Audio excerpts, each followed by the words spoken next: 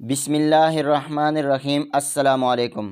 دمشق شہر کو فتح کرنا سلطان صلاح الدین ایوبی کی اہم فتوحات میں سے ایک فتح تھی۔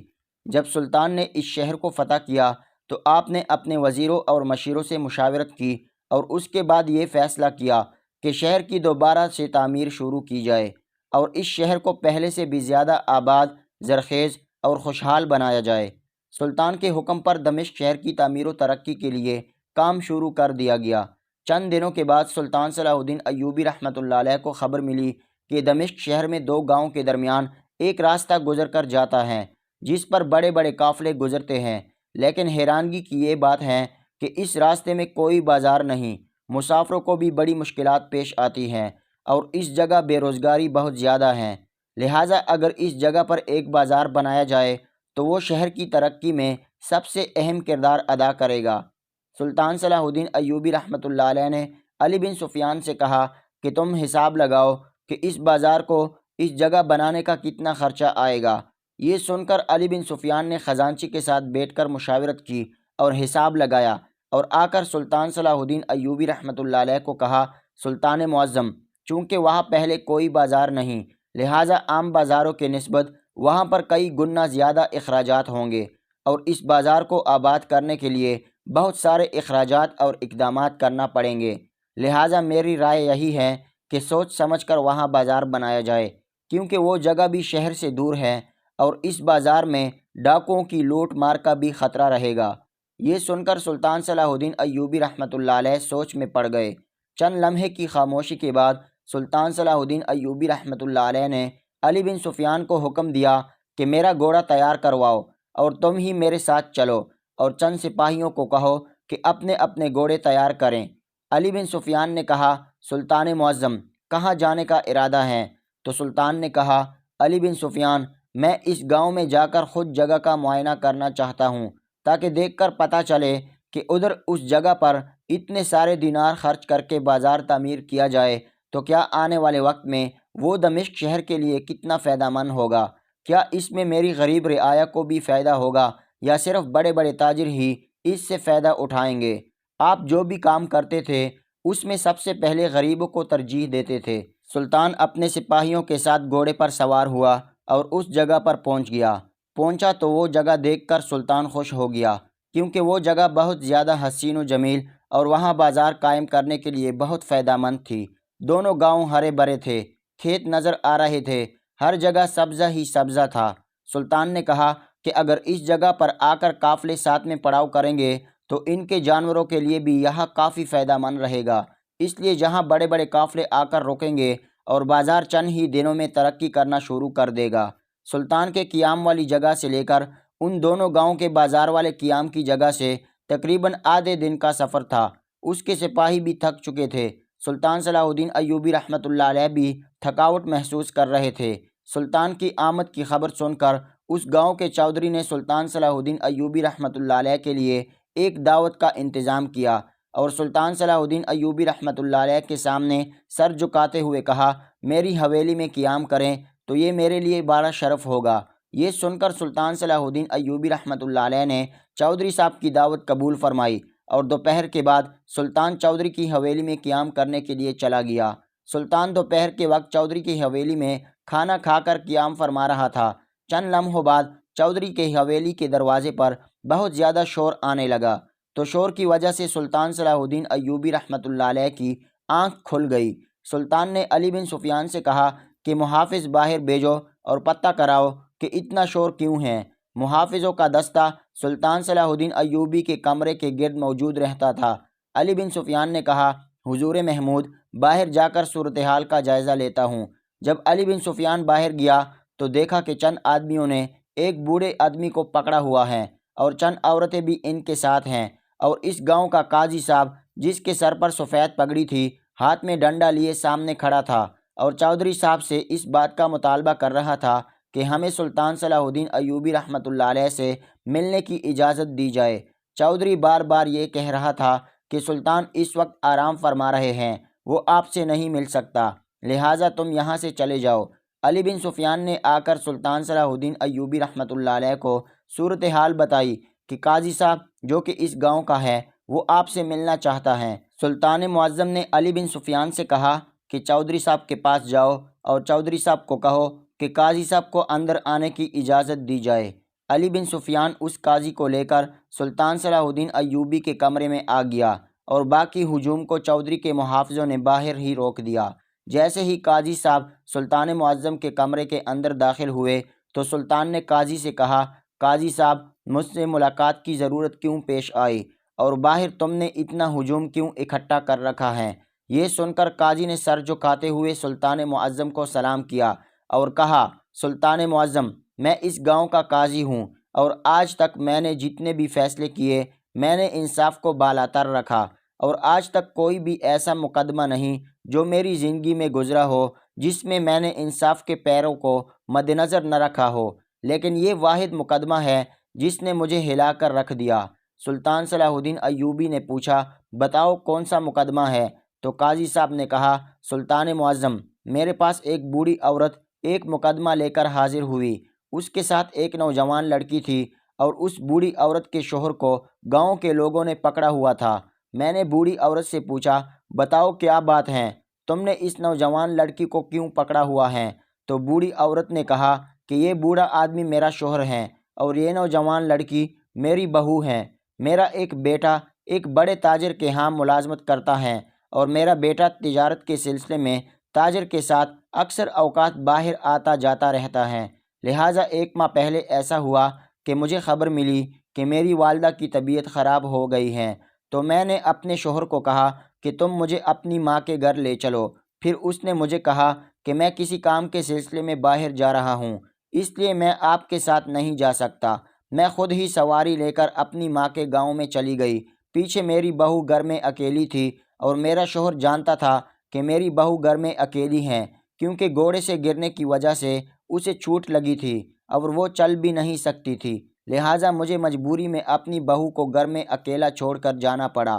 میرے شوہر نے بہانہ بنایا تھا کہ میں بھی کام کے سلسلے میں باہر جا رہا ہوں، اس لیے میں نے پڑوسی کی عورت کی ذمہ لگایا کہ تم میری بہو کی دیکھ بھال کرتے رہنا، اور میں اپنی ماں کے گھر چلی گئی۔ لیکن جیسے ہی میں واپس آئی تو میری بہو سر پیٹنے لگ گئی اور مجھے کہا کہ میرے سسر یعنی آپ کے شوہر نے مجھے اکیلا پا کر میرے ساتھ زیادتی کی ہے اور مجھے خاموش رہنے کے لیے ڈراتا رہا۔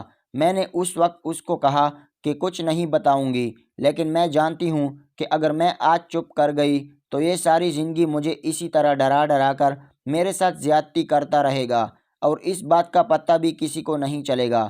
میں فوراً قاضی صاحب کے پاس گئی اور کہا کہ قاضی صاحب، آپ میرا مقدمہ سنیں گے اور میرے شوہر کو سخت سے سخت سزا دیں تاکہ آنے والے وقت میں کوئی بھی سسر اپنی بہو کے ساتھ ایسا سلوک نہ کر سکیں۔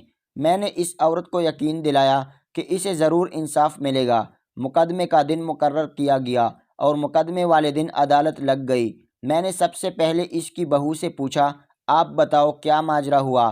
تو اس نے وہی الفاظ دہرائے جس طرح پہلے اس کی ساس کہہ چکی تھی، لیکن اس بوڑھی عورت کے بزرگ شوہر کے الفاظ میں بالکل تضاد تھا۔ میں نے جب اس سے پوچھا تو اس نے کہا، قاضی صاحب، میں کسی کام کے سلسلے میں اپنے دوست کے ساتھ شہر سے باہر چلا گیا۔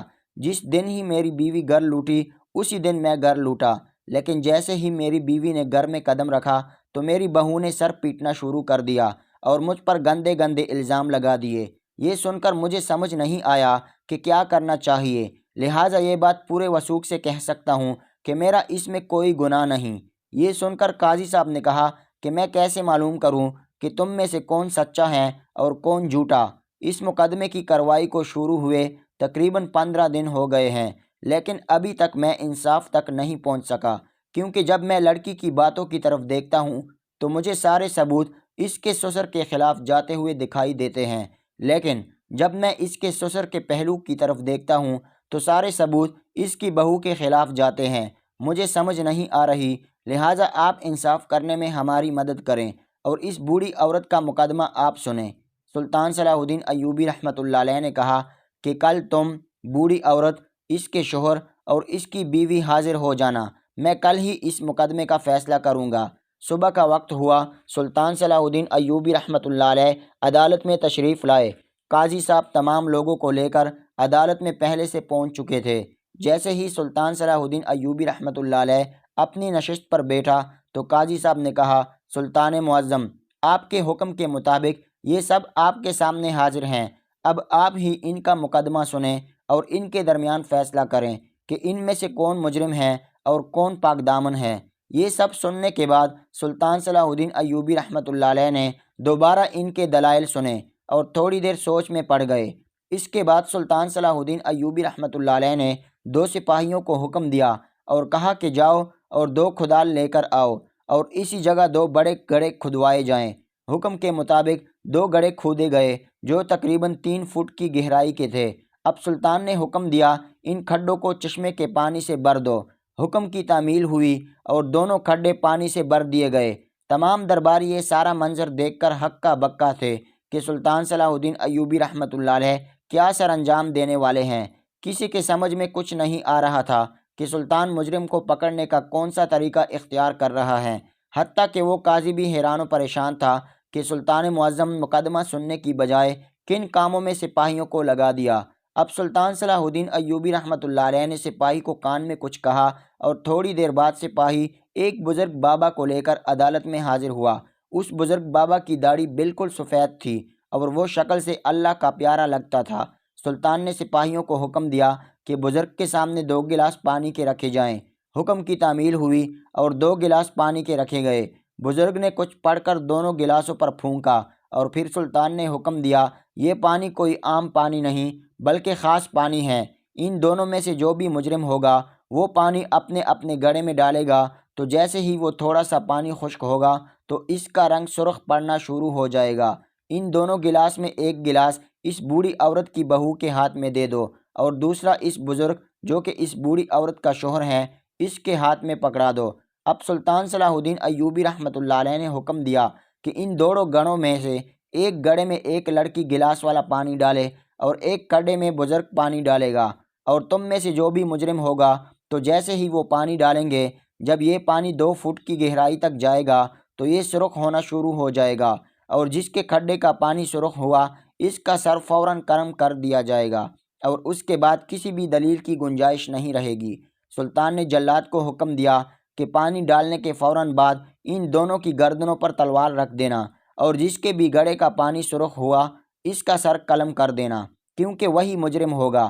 اب لڑکی اور بزرگ کے چہرے پر پریشانی کے تاثرات تھے اور وہ ہجوم کو عجیب نظروں سے دیکھ رہے تھے۔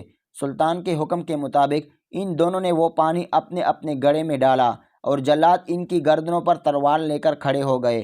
اب تھوڑی دیر گزری تھی کہ ان دونوں کے جسم سے پسینہ نکلنا شروع ہو گیا، کیونکہ دونوں سوچ رہے تھے کہ اگر میرے گڑھے کا پانی سرخ ہوا تو یہ جلاد فوراً سر قلم کر دے گا۔ دونوں کو اپنی اپنی موت نظر آ رہی تھی۔ ابھی چند ہی لمحے گزرے تھے کہ پانی خشک ہو رہا تھا۔ جیسے ہی پانی 2 فٹ کی گہرائی کے قریب گیا تو اس لڑکی نے چیخ کر کہا، سلطان معظم، میری جان بخش دیجیے، میں آپ کو سچ سچ بتاتی ہوں۔ جلاد نے اب تلوار ان کے گردنوں سے ہٹا لی اور اس نے کہا، سلطان معظم، میں نے اپنے سسر پر غلط الزام لگایا ہے، یہ سب کے پیچھے میں خود ہوں۔ سلطان نے پوچھا، تجھے شرم نہیں آئی کہ تم نے اتنا بڑا الزام لگا دیا؟ تو لڑکی نے کہا، سلطان معظم، میں اپنے چاچو کے بیٹے سے بہت محبت کرتی تھی، لیکن اپنے سسر کی وجہ سے، جس نے میرے پیار کو پیسوں کی لالچ دے کر اپنے بیٹے کے ساتھ شادی کرا لی اور اس نے مجھے اپنی محبت سے جدا کر دیا۔ میں نے اس دن سے ٹھان لیا تھا کہ اس بوڑھے نے مجھے اپنی محبت سے دور کیا، میں اس کو اپنے گھر سے دور کر دوں گی، اور اس لیے میں نے موقع پا کر اس پر یہ گھناؤنا الزام لگا دیا۔